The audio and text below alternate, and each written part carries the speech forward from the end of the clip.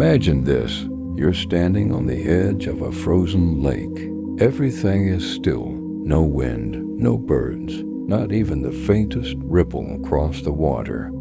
And then something moves behind your eyes. Not out there, but in here. A memory. Your memory. Except it's not just one. It's all of them, rushing in like a quiet avalanche. Your first breath, your mother's voice, a fight you wish you'd walked away from, a kiss you wish had lasted longer. It's not a dream. It's not a vision. It's you. Relived, replayed. But why?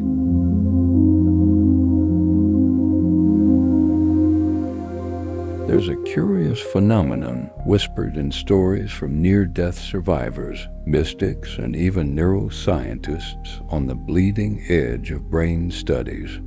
It's called the life review, a moment outside of time where a person experiences their entire life again, but not like watching home videos.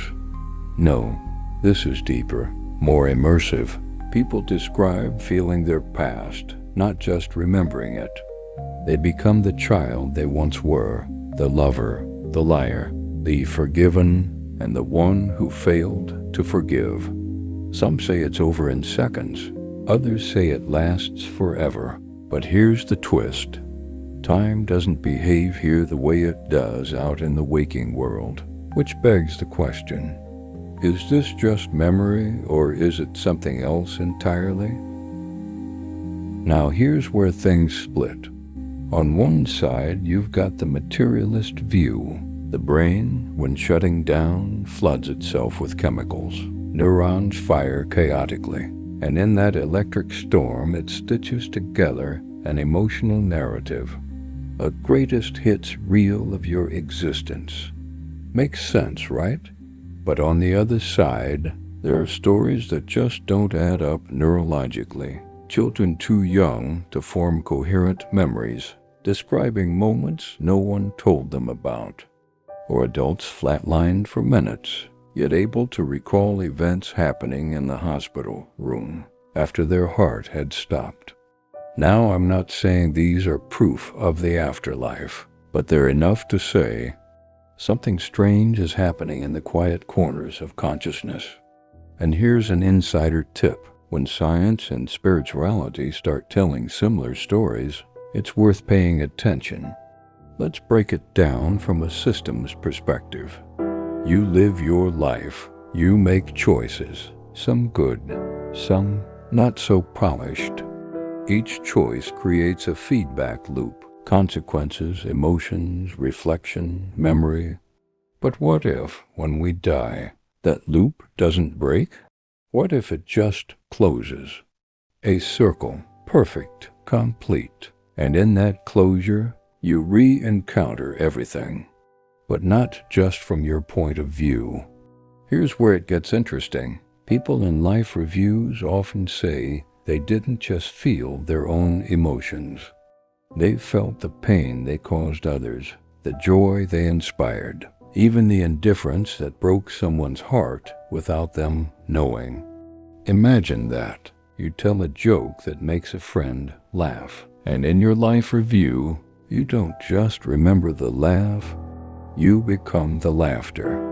Or you ignore a homeless man on the street, and suddenly you feel the cold he felt that day, the hunger, the shame.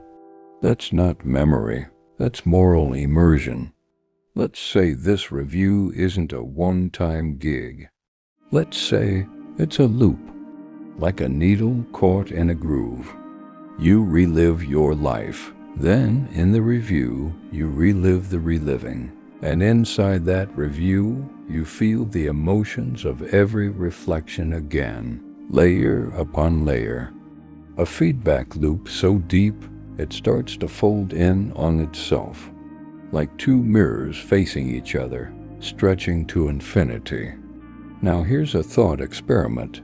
What if that is what eternity is?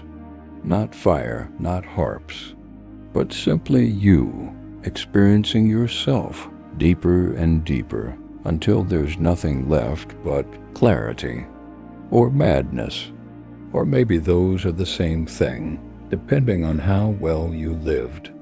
Let's back out for a second. Who's watching this loop? If it's just your brain on the fritz, that would mean your mind is an unreliable narrator, throwing paint on the wall in its final moments. But if it's something else, something that stays after the lights go out, then the life review isn't chaos, it's architecture. A final story carefully constructed, not for entertainment, but for integration, to help you see what you were, all of it. Not just your highlight reel, not the resume version, but the shadow too, the overlooked kindness, the hidden cruelty. Because maybe, just maybe, you can't move on until you've seen who you really were. Here's a thought that gets me every time. What if the universe is built not from atoms, but from experiences? Tiny ripples of meaning that echo into forever. In a life review, you don't see facts, you feel impacts. Not what happened, but how it landed.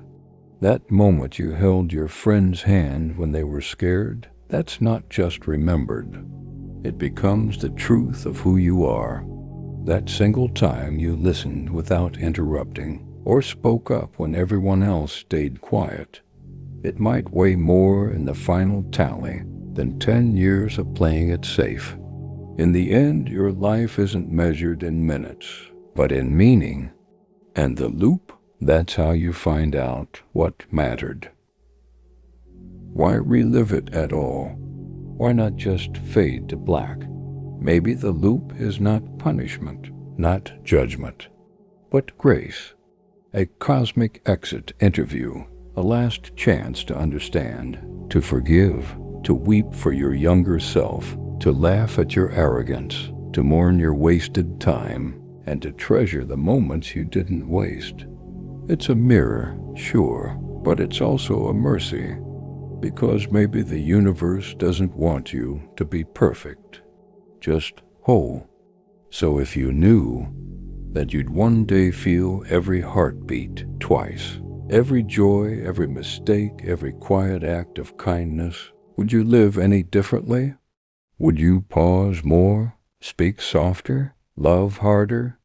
Or maybe you just listen better to others and to yourself, because that voice inside you, the one you've been ignoring, that might be the very voice waiting for you in the loop. If this spoke to you, stick around. This channel's full of quiet questions and strange, beautiful answers.